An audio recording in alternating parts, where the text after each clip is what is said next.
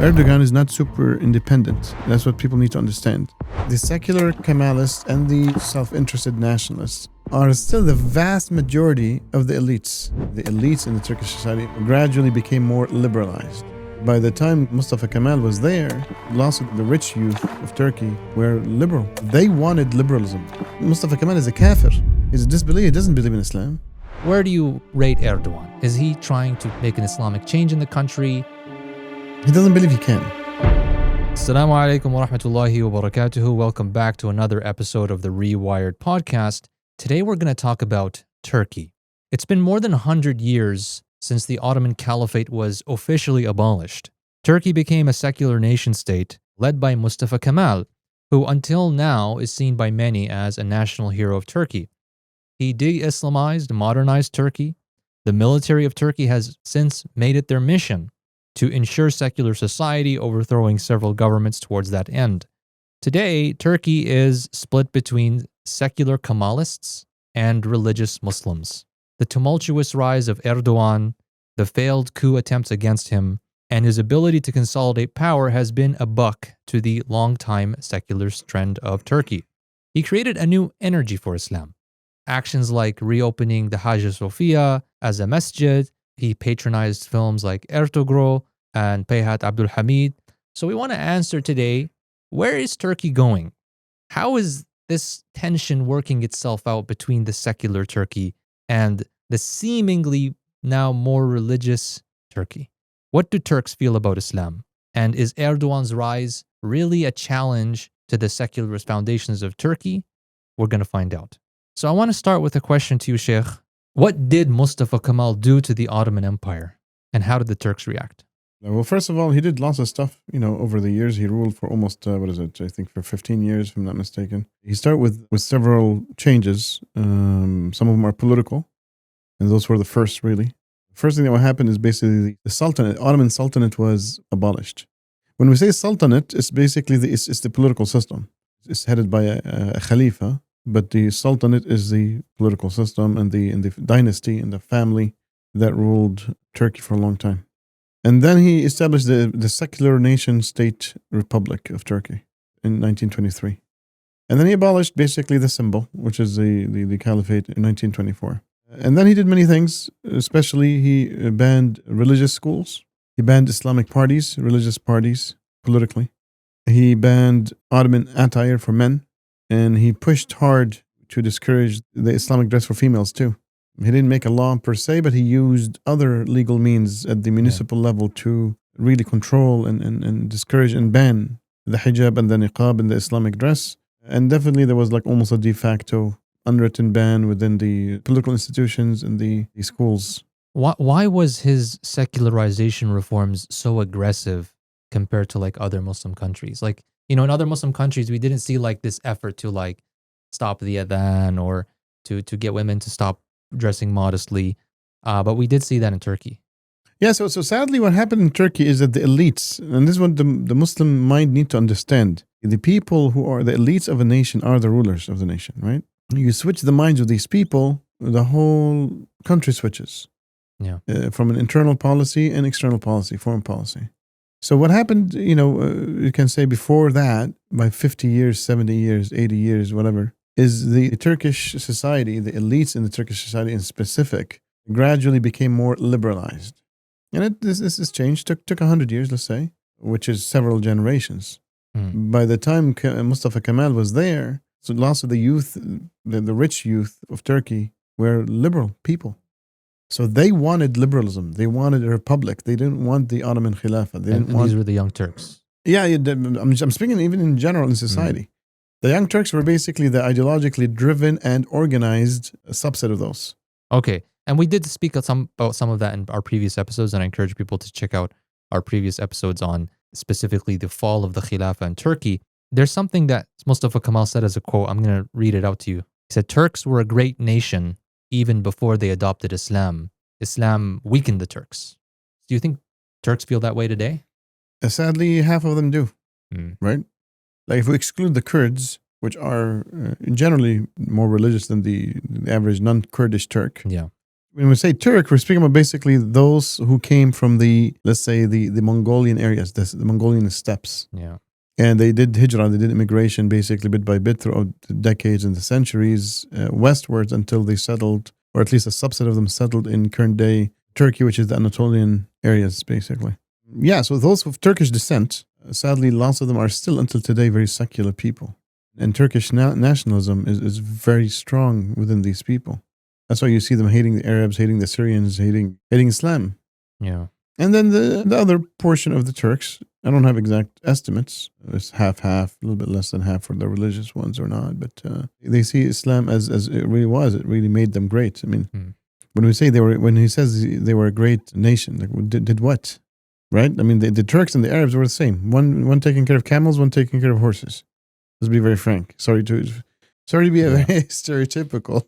True. Part of what I think they come from is like they saw a decaying Ottoman Empire, right? You see, this is their perspective. They perhaps see Mustafa Kemal as like the person who saved Turkey. He modernized Turkey. Now Turkey is a modern industrial country with a relatively strong military. The people who were sort of at the helm of the Ottoman Empire kind of took us to a nosedive. What do you say to that perspective? Well, these people need to understand the basics of civilizational progress. Civilizational progress is not tied to a religious idea or to a secular idea. This is so uneducated because we've already explained maybe in other episodes what leads to progress. What leads to civilizational progress is the unification, the agreement of a nation on an idea of how to live together, whether it's secular or religious, whether it's right or wrong. As long as there's agreement, because agreement creates the cohesion, harmony, and peace that creates the cooperation, collaboration that leads to progress and prosperity. So people need to understand that piece. And sadly, during the Ottoman times, sure, Abdul Hamid did his best and wasn't good enough. May Allah have mercy on his soul. But the Khulafa before him really messed up Turkey real bad. And definitely we said that's due because this inheritance of power is a formula for disaster. Like, what is the chances of the son or the brother or the cousin, whatever it is, basically, to be the best person to rule a nation out of millions of people? The chances are super low. There's a disposition for it that they might not have. Exactly. You know, everybody's born different also. Yeah, exactly. Yeah. So you mentioned, okay, half of Turkey still secularist. Still, they see Mustafa Kemal as the national hero. They would vote for the Kemalist candidate. But we also see like there's another half going on, right? So I wanted to ask, what's the role of the military in ensuring the secularism of Turkey? Because despite the fact that it seems like there's still a popularity for secularism, why is there a need for coups that, you know, keep happening in Turkey, historically speaking, since Kemal's time, to enforce secularism? Are they representing the will of the people by doing that? Or something else going on?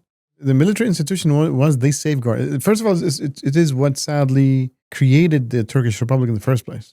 So the infiltration of the Turkish army at the time of Mustafa Kemal was what changed the rule, right? That's why basically they've been able to do a coup d'etat against Abdul Hamid, rahimahullah. And then that institution, which is where the hard power lies, safeguarded secularism for a long time. That's why they did multiple coups against governments that they saw was going to reverse the secular system in Turkey. Yeah. Is it the case that like if the military stopped doing that, we would have Islam? Yes. So they are the ones who are like until today, I would say yes. Holding the fort for secularism. I believe so. I believe it's just not just the military. I think it's basically all the government institutions. Don't forget, like when you speak about the government in this day and age, we can't just like reduce it to just the army. It is improper. What's more important than the army is actually the security services, the network of businessmen and the families that are ruling. Basically, they have the connections. At the end of the day, it's the network of connections is what makes it or breaks it. And that network of connections is still aligned on the secularist regime and policy. The majority of them are still, yes. I would say right now, my best guess in Turkey, if you take the network of influentials, and again, that supersedes the army. It's not just, the network of influential people in the country, a good portion of them, I would say, even close to a majority are hardcore secularists. A good portion are religious nationalists. And a minority are, let's say, religious Islamists. If you count Erdoğan as an Islamist, whatever that means. Okay, and I'm going to get to the case of Erdoğan in a second, but I wanted to sort of discuss like a more general question, which is like, okay, this is an interesting view on power. It's like you have these interconnected networks, each wielding influence in a different way. How would we, if we want to make a new Islamic civilization again, like how do we reach those people? How do we have a discussion? How do we convince people that secularism is not what's right for these countries? Well, they're there. It's like they're hidden. They're there. People, we just need to have the conversation. Just don't forget, basically, if we look at the Turkish public, the spectrum is a little bit different, right? So you're not going to have 5 to 10% very religious Muslims. That's not. It's actually way bigger than that.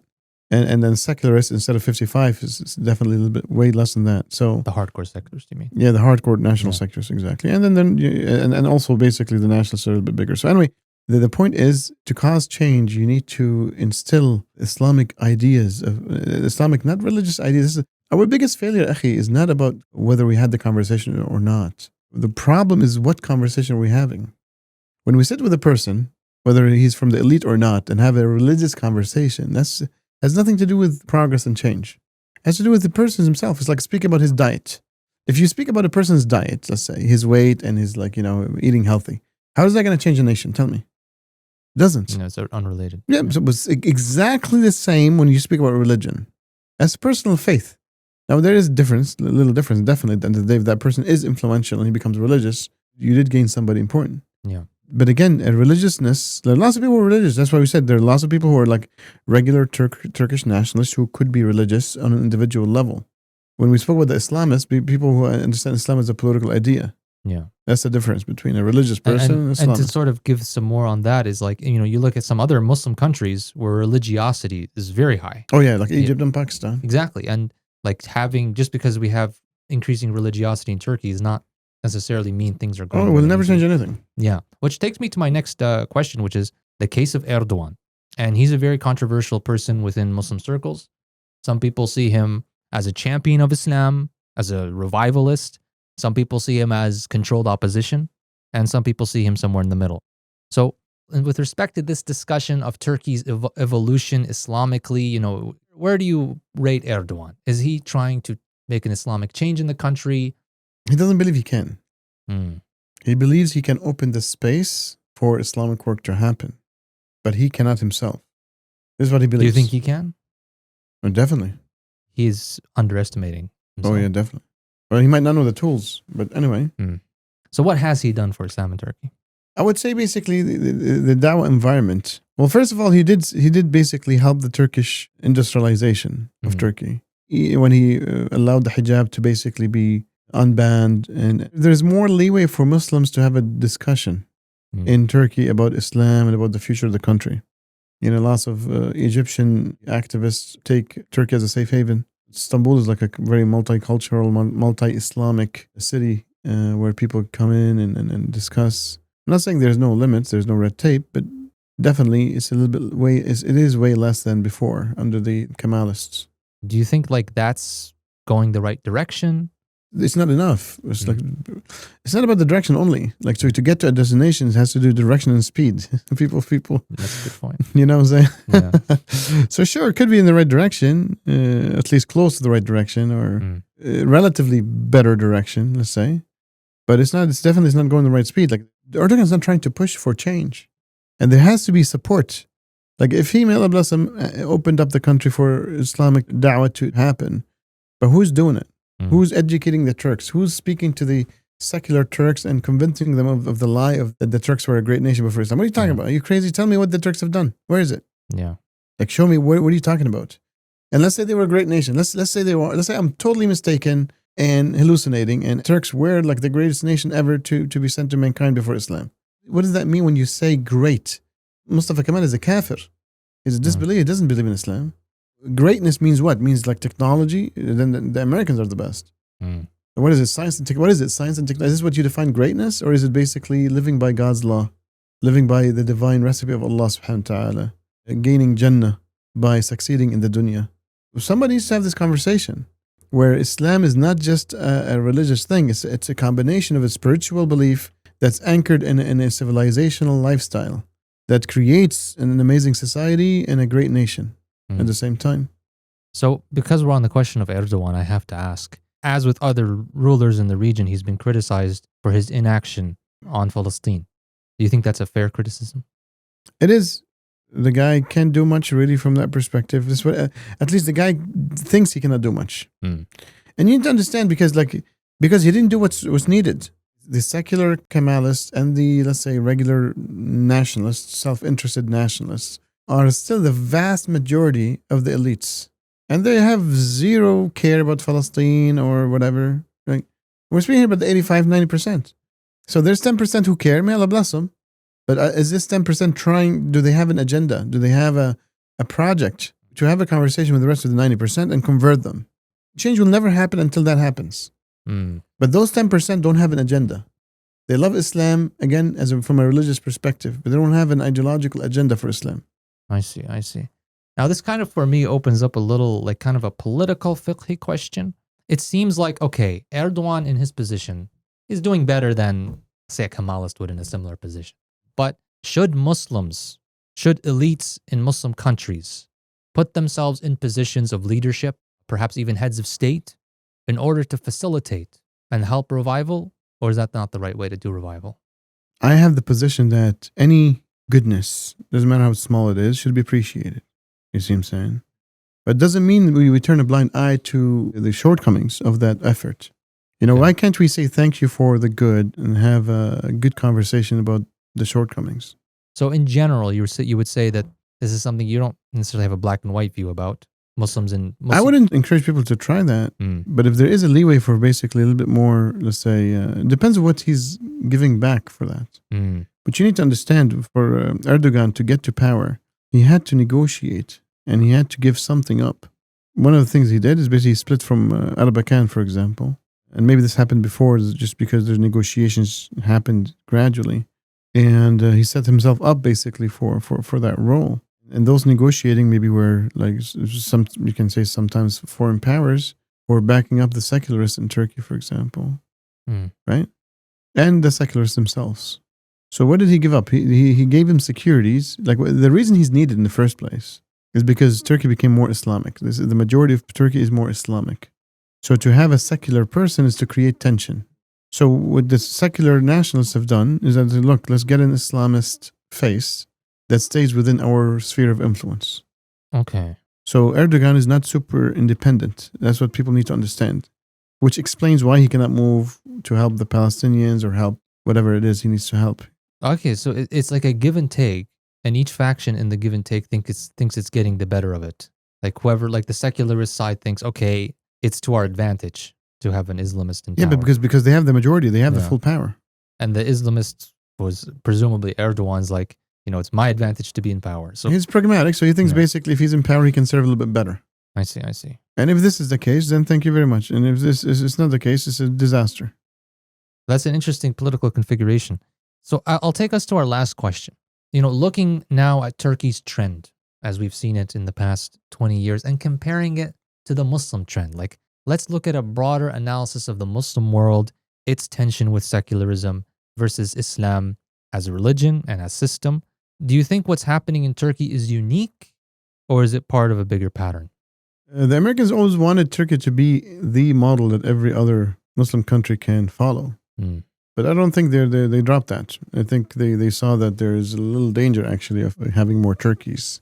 Well, because look, at the end of the day, even if the people became more Islamic religiously, that is a first step toward a more political understanding of Islam because it's natural. What does it mean to basically understand Islam politically? You know what it means? It means basically believing that the Sharia of Allah that He sent in the Quran and Sunnah is applicable for everyday life and must be implemented in government. Yeah. Which Muslim will tell you no? Give me one Muslim that will say no for this. But at the same time, like we see countries that have been stably religious and because apolitical. the elites are still secular. They're not religious. No. Interesting. And that's the similarity between Turkey and everybody else, is that the vast majority of the elites are secular liberalists. Do you think America prefers a Middle East which is religious but secular, especially at the top? Or do you think they prefer more of a Turkey kind of situation, at least the way it used to be before Erdogan? Yeah, the Americans actually prefers none of that. The Americans prefer basically very small, broken, failed states. So if they can break Turkey into 7 pieces, that would basically, that's their preference. Their preference is breaking everything into small pieces that can never basically be glued together, ever. You see what I'm saying? That's the American project. The American strategy, what was termed by Condoleezza Rice a long time ago, the constructive chaos, is to break everything into small pieces where the unification of the Muslim world become purely physical impossibility. Okay. which is why basically Iraq is split into pieces, and Syria is ready to be split into pieces, and Libya is already being ready to be split into 3 pieces, and Sudan is split into 2 and being ready to split into 3, and Yemen is being split into 2. And it's splitting the Muslim world is the United States and the European agenda. For what purpose? I just told you, so it does never unite anymore. Mm. They want a broken place that they can loot and steal its resources. You're subdued. When you're divided into small pieces, you cannot resist. So you just get eaten up by the colonial forces. If you had one message for a Turkish person who perhaps is a nationalist, maybe even a little bit of a secularist, one more Kemalist, what do you have to say to them? Why is Islam the answer for their country? Well, if I'm going to speak in a non-religious way, I'm going to tell them, look, Turkey is half-half, let's say. It doesn't matter if it's plus or minus. Let's say it's 50%, 50%. To have progress, you need to unify a nation on something. The Islamists don't want secularism, and they will never, because that's their aqidah. Tawheed for them is basically a life or death matter. You cannot force them to be secular liberalists. But you yourself, basically, as a Turk, need to understand that you came from a society that's Islamic. You can debate history, you can debate whatever it is, but Turkey is Islamic, is going to continue to be more Islamic every single day. What do you want to do? You want to create tension in the country and devolve it into chaos and then the risk of being divided? Or you want it to basically be peaceful and cohesive and get everybody on the same page, right? If you believe in democracy, you want everybody to be on the same page. So people will always prefer Islam. So maybe you should start considering Islam as a system and understand its political and economic and social systems that will result in industrialization and scientific advancements and being at the forefront of technology and sciences. Yeah, and I think that's a great address, and I think history speaks for itself. Like when the Turks were the Ottoman Empire, they were the foremost civilization in the world. Barakallah feek, I think it's a great note to end off of. Until next time on Rewired. Assalamu alaikum wa rahmatullahi wa barakatuh.